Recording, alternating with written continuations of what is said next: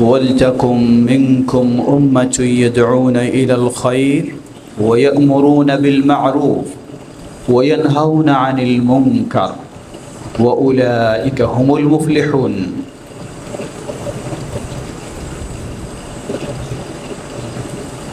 বরিশাল জেলা জমিয়ত আহলে হাদিস ও জমিয়ত শুরবানে আহলে হাদিস কর্তৃক আয়োজিত আজকের এই অধিবেশনের সম্মানিত সভাপতি অধ্যাপক গোলাম মাহমুদ সাহেব, সম্মানিত অতিথিবৃন্দ, যাদের মাঝে বলবো সকলেরই আমরা অত্যন্ত মূল্যবান বক্তব্য শুনেছি। আলোচনা রেখেছেন প্রথমেই শেখ ইমাম হুসাইন মাদানী, আলোচনা রেখেছেন শেখ আব্দুল্লাহ হিল হাদি, আলোচনা রেখেছেন শেখ ইসহাক মাদানী। কিছুক্ষণ আগেই অত্যন্ত মূল্যবান পরামর্শমূলক আলোচনা রাখলেন বিশিষ্ট আলেম শেখ এনায়েত হোসেন। সমবেত সুধীবৃন্দ, জমিয়ত এবং শুরবানের দায়িত্বশীল বৃন্দ, বিশেষ করে যারা শ্রম দিয়ে সার্বিক দৌড়ঝাঁপ করে এ প্রোগ্রামের আয়োজন করেছেন, কষ্ট করে আপনারা উপস্থিত হয়েছেন, আল্লাহ সকলকে জাযায়ে খায়র দান করুন। আল্লাহ আমাদের এই প্রোগ্রামকে কবুল করে নিন। শুরুতে আবারও স্মরণ করছি, দেশের একটি বড় অংশে একাধিক জেলায় যেভাবে হঠাৎ ভয়াবহ বন্যার পরিস্থিতি, খুবই বেদনাদায়ক, কষ্টদায়ক। আল্লাহ রাব্বুল আলামিন তাদেরকে হেফাজত করুন, গোটা দেশকে বিপদ থেকে আল্লাহ রক্ষা করুন। বিপদগ্রস্তদের পাশে আমাদেরকে দাঁড়ানোর তৌফিক দান করুন। আমরা আমাদের সম্মানিত মেহমানদের কাছে অত্যন্ত মূল্যবান বক্তব্য শুনেছি। যুবকদেরকে উদ্বুদ্ধকরণ বক্তব্য এবং কিভাবে আমরা আরো সুসংগঠিত হতে পারি, সুশৃঙ্খল কর্মসূচিতে ফিরে আসতে পারি, সে লক্ষ্যেও অত্যন্ত মূল্যবান কথা শুনেছি। সার্বিক আয়োজনে আমাদের যুবকেরা, যাদের মাঝে আব্দুল গফুর, সাজেদ এবং তাদের সঙ্গীরা, আর বিশেষ করে মাদ্রাসাতুল ইখলাসের সম্মানিত পরিচালক, যিনি আমাদেরকে মুগ্ধ করেছেন তার অত্যন্ত সুন্দর আতিথেয়তা দিয়ে, সার্বিক খোঁজখবর দিয়ে, এবং এখানেও আমাদেরকে অত্যন্ত সুন্দর পরামর্শ দিয়ে। আল্লাহ সকলকে জাযায়ে খায়র দান করুন। জুমার দিন বিশ্রাম হয় নাই, সকলের মাঝে একটু মনে হয় ক্লান্তি ভাব, তন্দ্রা তন্দ্রা ভাব, তাই না? কিন্তু তাদের চেয়ে তো ভালো আছি যারা পানিতে সাঁতরাচ্ছে, আছে না ভালো? আলহামদুলিল্লাহ, বলুন আলহামদুলিল্লাহ, আল্লাহর প্রশংসা করুন। আল্লাহ অনেক ভালো রেখেছেন। বাড়ি নিয়ে কত গর্ব করি, কিন্তু সেই বাড়ি পানির তলে চলে গেছে, করার কিছু নেই। ক্ষমতা নিয়ে কত গর্ব করি, ক্ষমতা হারিয়ে গেছে, করার কিছু নেই। ক্ষমতা একমাত্র আল্লাহর, সবকিছুই একমাত্র আল্লাহর। এটার নামেই হলো তাওহীদ। এই তাওহীদের পথে আমরা চলতে চাই। আল্লাহ আমাদের কবুল করে নিন। ছোট্ট একটি আয়াত পেশ করেছি। আল্লাহ সুবহানাহু ওয়া তাআলা বলেন, ওয়াল তাকুম মিনকুম উম্মাতুন ইয়াদউনা ইলাল খায়র ওয়া ইয়া'মুরুনা বিল মা'রুফ ওয়া ইয়ানহাউনা আনিল মুনকার ওয়া উলাইকা হুমুল মুফলিহুন। আল্লাহ সুবহানাহু ওয়া তাআলা প্রথমে একটা ফর্মুলা দিলেন, অতঃপর কিছু কর্মসূচি দিলেন, অতঃপর আল্লাহ ফলাফল ঘোষণা করলেন। এই আয়াতে প্রথমে ফর্মুলা দিলেন, অতঃপর কর্মসূচি দিলেন, অতঃপর কি ফলাফল ঘোষণা করলেন। আল্লাহ বললেন, ওয়া উলাইকা হুমুল মুফলিহুন, এরাই সফল কাম। বলুন আলহামদুলিল্লাহ। আমরা কি সফল কাম হতে চাই না? অবশ্যই। সবাই সবাই সফল কামের ডাক দেয়, এটাও ঠিক, কিন্তু ডাক দিলেই যে সবাই সফল কাম হবে তা নয়। স্টিমার তৈরি করে নিয়ে যাবে, ঘোষণা দিলেই কি স্টিমারে উঠাতে পারবে? হ্যাঁ, বুঝেছেন না বুঝেন নাই? হ্যাঁ, বরিশাল তো হলো পানির এরিয়া, হ্যাঁ, পানির অঞ্চল, স্টিমারের তো আরো বেশি দরকার। এই জন্য অনেকেই স্টিমারের এই ঘোষণা বরিশালেই কি বেশি দেয়। প্রিয় ভাইরা আমার, আল্লাহ সুবহানাহু ওয়া তাআলা বললেন, ওয়াল তাকুম মিনকুম উম্মাহ, তোমাদের মাঝে একটি টিম হওয়া উচিত, একটি দল হওয়া উচিত। কারণ সবার পক্ষে সব জিনিস, সব কাজ সমানভাবে আঞ্জাম দেওয়া সম্ভব না। এই জন্যই আল্লাহ বললেন, তোমাদের মাঝে একটা টিম হওয়া উচিত, একটি দল হওয়া উচিত। কি করবে তারা? ওয়াল তাকুম মিনকুম উম্মাহ ইয়াদউনা ইলাল খায়র, তারা ইসলামের দিকে দাওয়াত দেবে। ইয়া'মুরুনা বিল মা'রুফ, তারা ভালো কাজের উপদেশ দিবে। ওয়া ইয়ানহাউনা আনিল মুনকার, খারাপ থেকে বাধা দেবে। ইসলাম মূলত এটাই, ইসলাম মূলত এটাই। আপনাকে দাওয়াত দিতে হবে ভালো কাজের। পৃথিবীর বুকে সবচেয়ে শ্রেষ্ঠ ভালো কাজ কোনটা? কে বলতে পারেন? হ্যাঁ হ্যাঁ, এটা জানতে হবে। আল্লাহ বললেন ভালো কাজের উপদেশ দিবে, আর আপনি ভালো কাজেই বুঝলেন না, তাহলে তো কেমনে আপনি ভালো কাজের উপদেশ দিবেন? পৃথিবীর বুকে সবচেয়ে শ্রেষ্ঠ ভালো কাজ হলো তাওহীদ। কি? হ্যাঁ, শ্রেষ্ঠ ভালো কাজ হলো তাওহীদ, আল্লাহর একত্ববাদ। এটা হলো পৃথিবীর বুকে শ্রেষ্ঠ ভালো কাজ। এর চেয়ে পৃথিবীর বুকে আর ভালো কাজ নেই। এর চেয়ে আল্লাহর কাছে সবচেয়ে পছন্দনীয় কাজ আর নেই।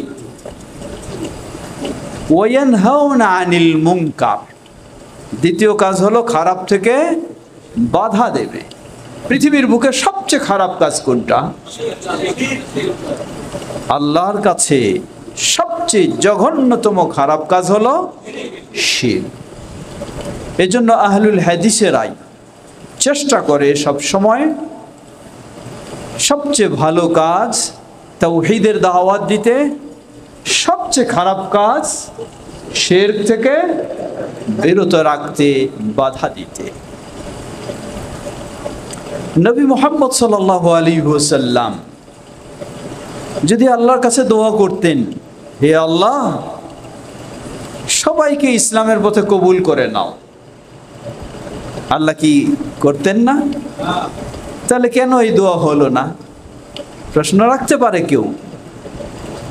নবী সাল্লাল্লাহু আলাইহি ওয়াসাল্লাম দোয়া করেছিলেন, দুজনের একজনকে হেদায়েত দাও, আল্লাহ দিয়েছেন না? তাহলে গোটা উম্মার জন্য যদি করতেন তাহলে তো সহজেই ছিল, তাহলে কেন হলো না এটা? নবী সাল্লাল্লাহু আলাইহি ওয়াসাল্লাম কি ভুল করলেন? তা বলার সুযোগ নেই। তাহলে কেন হলো না এটা? জবাব, ওয়ালিল্লাহিল হিকমাতু আল বালিগা, সব কিছুর পিছনে আল্লাহর হিকমত রয়েছে। আল্লাহ এটা করার নাই, আল্লাহ এটা করার নাই। যদি আল্লাহ এটা করাইতেন তাহলে তো আজকে আমাদের দাওয়াতের কোনো প্রয়োজন ছিল না, খারাপ মানুষ কোনো খুঁজে পাওয়া যেত না। আল্লাহ সুবহানাহু ওয়া তাআলা এই কারণেই করেন নাই, আল্লাহ ইচ্ছা করলে এটি করাই নিতে পারতেন। অপরদিকে ওয়ায়ানহাউনা আনিল মুনকার, খারাপ থেকে বাধা দিবে। সবচেয়ে খারাপে কে ডাকে? কে ডাকে? শয়তান, ইবলিস। সবসময় মানুষকে কোন দিকে ডাকে? যত খারাপ, যত নোংরা, যত অশ্লীল, যত অন্যায়, সবগুলির দিকে ডাকে কে? ইবলিস। আল্লাহ সুবহানাহু ওয়া তাআলা ইচ্ছা করলে ইবলিসকে থামাই দিতে পারতেন, কিন্তু আল্লাহ সুবহানাহু ওয়া তাআলা থামাই দেওয়া তো পরের কথা। ইবলিস আবেদন করলেন কিয়ামত পর্যন্ত যেন তারে সুযোগ দেওয়া হয়। আল্লাহ রাব্বুল আলামিন কি করলেন? মঞ্জুর করে নিলেন। কেন মঞ্জুর করলেন? ওয়ালিল্লাহিল হিকমাতু আল বালিগা, এর পিছনেও আল্লাহ সুবহানাহু ওয়া তাআলা হিকমত রয়েছে। আল্লাহ আপনাকে সৃষ্টি করলেন, আল্লাহ আপনাকে জীবিত রেখেছেন, আল্লাহ আপনাকে সব কিছু দিয়েছেন। দেওয়ার পরে আল্লাহ আপনাকে আল্লাহর পথে চলতে বলেন, আর ইবলিস আপনাকে কিছুই দেয়নি। এরপরেও ইবলিস আপনাকে বলে আল্লাহর পথ থেকে বের হয়ে যেতে। আপনি কার কথা শুনেন? এইটা পরীক্ষা করার জন্যই আল্লাহ ইবলিসকে সুযোগটা দিয়েছেন, যেন আপনাকে পরীক্ষা করা যায়। প্রিয় ভাইরা আমার, সুতরাং আমাদের কর্তব্য হলো নবী মুহাম্মদ সাল্লাল্লাহু আলাইহি ওয়াসাল্লামের মানহাজ, তার অনুসরণে গোটা জীবন, যতদিন যেখানে যেভাবে আছি, কখনো আমাদের দাওয়াত বন্ধ হতে পারে না। একদিকে দাওয়াত বন্ধ চলবে, দাওয়াতের দুটো সাইড মনে রাখবেন, দাওয়াতের দুটো সাইড।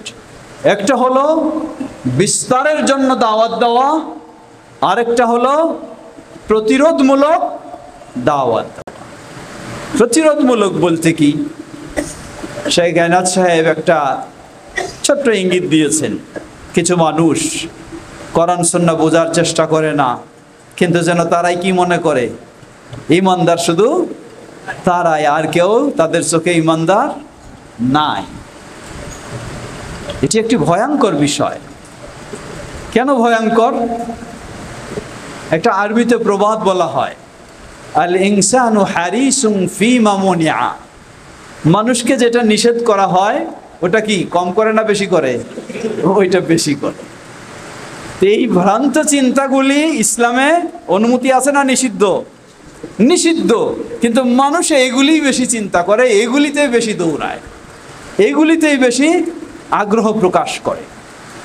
ঠিক এই ধরনের কত ভয়ঙ্কর চিন্তা আপনার কাছে খুব সুন্দর চিন্তা নিয়ে আসবে।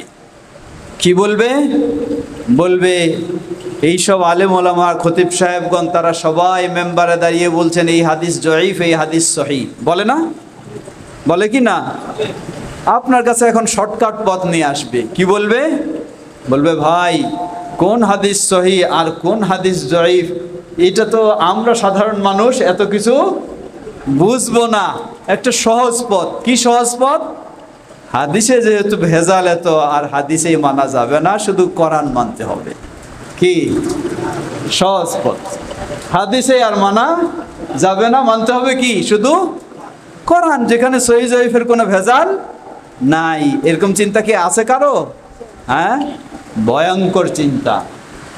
এই ভয়ঙ্কর চিন্তাও আজকে যুবকদের মাঝে ছড়িয়ে দেওয়া হচ্ছে। যারা একটু চিন্তা করে ইসলাম নিয়ে, তাদের মাঝে ছড়িয়ে দেওয়া হচ্ছে। কারণ একজন দিনদার, দিন প্রিয় মানুষকে দিন থেকে সরানো যাবে না। তার মাঝে অন্যায়ের কথা বলে, খারাপ জিনিস তার মাঝে তুলে ধরে তাকে ইসলাম থেকে সরানো যাবে না। এজন্য এখানে ভিন্ন কৌশল। আপনাকে কোরআন থেকে সরাবে কোরআন দিয়ে, ইসলাম থেকে সরাবে ইসলামের দোহাই দিয়ে, হাদিস থেকে সরাবে হাদিসের নাম দিয়ে। এগুলি ভয়ঙ্কর চিন্তা। এজন্য দাওয়াতের দিক হলো দুটি। একটি হলো সরাসরি তাওহীদ ও সুন্নাহর প্রচার বিস্তার ঘটাবেন, অপরটি হলো এই সব ভ্রান্ত চিন্তা প্রতিরোধ গড়ে তোলার মাধ্যমে সঠিক ইসলামকে প্রতিষ্ঠিত করা। বিশেষ করে এখন তো হলো অনলাইনের যুগ। আপনাদের এই মসজিদে কাউকে এসে বক্তব্য দিয়ে আপনাকে ভুল পথে নেওয়ার কোনো প্রয়োজন নাই। তার ঘরে বসেই বক্তব্য দেয়, আর কি ইউটিউবে ফেসবুকে ছেড়ে দেয়, আর আপনি আপনার বাড়িতে বসে বসে সেই বক্তব্য শুনছেন, আর সেই দিকেই আপনি চিন্তা করছেন যে আসলেই এত কোরআনের দলিল দিচ্ছে, এত হাদিসের দলিল দিচ্ছে, যদি ঠিক না হয় তাহলে কেন এইভাবে বলছে। আর কথাগুলি এত আকর্ষণীয়, এত সুন্দর উপস্থাপনা, খুব সহজেই আপনি সেটির দিকে আকৃষ্ট হয়ে যাচ্ছেন। এজন্য আজকে আমাদের যুব সমাজকে, আজকে আমাদের মানুষদেরকে সঠিক পথে ধরে রাখতে হলে আপনাকে দুই সাইড দেখতে হবে। একদিকে যেমন তাওহীদ ও সুন্নাহর দিকে দাওয়াত দেবেন, অপর দিকে তেমন ওয়ায়ানহাউনা আনিল মুনকার, খারাপ থেকেও আপনাকে বিরত রাখার জন্য ব্যবস্থা নিতে হবে। সেটি চেষ্টা করে যাচ্ছে সাধ্যপক্ষে বাংলাদেশ জমিয়ত আহলে হাদিস ও জমিয়ত শুববানে আহলে হাদিস। শেখ এনায়েত সাহেব একটি বিষয় স্মরণ করেছেন, আপনারা শুনেছেন। আজকে আমরা যে ছোট্ট টিম এখানে এসেছি, এর মাঝেই আলহামদুলিল্লাহ 3 জন মদিনা বিশ্ববিদ্যালয় থেকে ডিগ্রি অর্জন করা মানুষ, বলুন আলহামদুলিল্লাহ।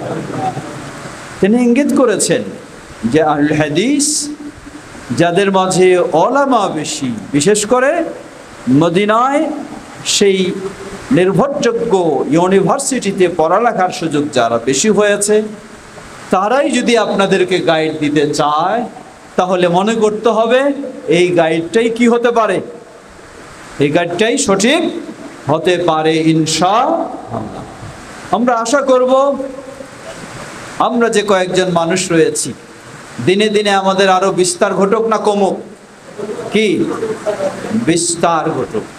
যদি বিস্তার ঘটে আমরা চাই, তাহলে আমাদের বসে থাকার সুযোগ নেই। আমাদেরকে অবশ্যই দাওয়াতি কাজে এগিয়ে চলতে হবে। সেই দাওয়াতি কাজ পরিবেশ পরিস্থিতি হিসাবে অবশ্যই আপনাকে খেয়াল করে কথা বলতে হবে। আপনি এই মসজিদে আসে যেভাবে বক্তব্য দেবেন, পার্শ্বের অন্য মসজিদে কি সেভাবেই বক্তব্য দিতে পারবেন? যদিও কোনোভাবে একদিন আপনি যেতে পারেন, দ্বিতীয় দিন তো আর আপনার সেখানে কথা বলার সুযোগ থাকবে না। তা আমাদের উত্তরবঙ্গ, আমার বাড়ি হলো উত্তরবঙ্গ, ঠাকুরগাঁ, বৃহত্তর দিনাজপুরে। সেই উত্তরবঙ্গে যেই পরিবেশ, আর এই দক্ষিণবঙ্গে তো সেই পরিবেশ নয়। এজন্য দাওয়াত আমরা অবশ্যই তাওহীদের দেব, অবশ্যই সুন্নাহর দেব, অবশ্যই হকের দাওয়াত দেব, কিন্তু পরিস্থিতি অনুযায়ী আমাকে কি করতে হবে? লক্ষ্য করে দাওয়াতের কাজ করতে হবে। কখনো অধৈর্য হওয়া যাবে না। প্রয়োজনে আরও লাগতে পারে, আমার গোটা জীবন শেষ হয়ে যেতে পারে, কিন্তু একদিনে গোটা দেশকে ইসলামী দেশ বানাই ফেলতে চাইলে যা হয় সেগুলি তো আমরা সব কিছুই কম বেশি চোখে দেখেছি, দেখি নাই? সুতরাং ধৈর্যের সাথে আমাদেরকে অগ্রসর হতে হবে। নবী সাল্লাল্লাহু আলাইহি সাল্লামের মতো ব্যক্তি, যার জীবনের দুটি পার্ট, মক্কার জীবন আর মদিনার জীবন, সময় কোন জায়গায় বেশি? কোন জায়গায়? নবী সাল্লাল্লাহু আলাইহি সাল্লামের যোগ্যতার কম ছিল কোনো? বলতে পারতেন আমি একদিনে এক রাতেই মক্কায় কি করে ফেলবো, তা হলো না। সর্বোচ্চ সময় দিলেন, 13টা বছর অতীত হয়ে গেল। এতে পরিবেশ ভালো হলো না আরো কঠিন হলো? আরো কঠিন হলো। বাধ্য হলেন আল্লাহর অনুমতি সাপেক্ষে মক্কা ত্যাগ করে হিজরত করতে। ধৈর্যের পরিচয় দিতেই লাগলেন। আল্লাহ সুবহানাহু ওয়া তাআলা এর মধ্য দিয়েই আবার পরিবেশ তৈরি করে দিলেন, মক্কা নিজের মতো পরিবেশ হয়ে গেল। সুতরাং আপনাকে অবশ্যই ধৈর্যের পরিচয় দিতে হবে। তবে ধৈর্যের পরিচয় আবার এমন নয় ও বিছানায় শুয়ে থাকবেন আর স্বপ্ন দেখবেন যে বরিশাল সব সহিহ আকীদায় হয়ে গেছে। এই ধৈর্য ধরতে গেলে জীবনে কোনো কাজ হবে না।